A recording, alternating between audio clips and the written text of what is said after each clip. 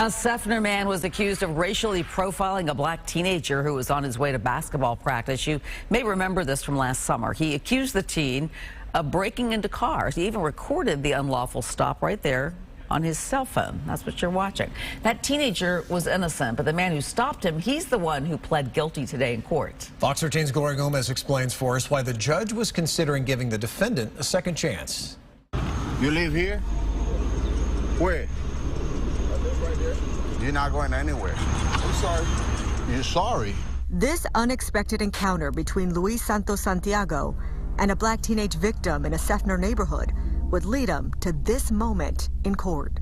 He's very sorry for what happened. The teenage victim and his family, who we are not identifying, had their lawyer read a statement written by the victim's mother. As an African-American mother, we have to have difficult conversations with our black son about diffusing situation, about keeping your hands up if you are stopped. I hope people hear this and change the narrative of judging young black men.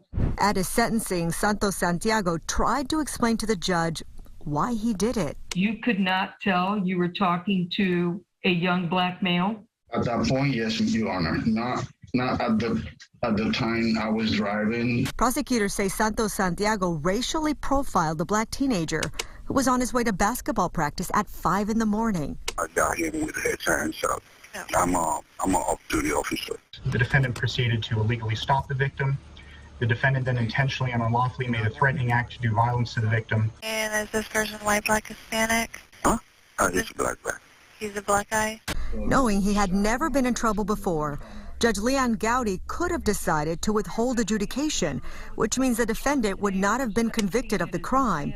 But after questioning him, she decided she would adjudicate him guilty and followed it up with heartfelt empathy for the victim. Except for my gender, I don't wear my minority on my skin, okay?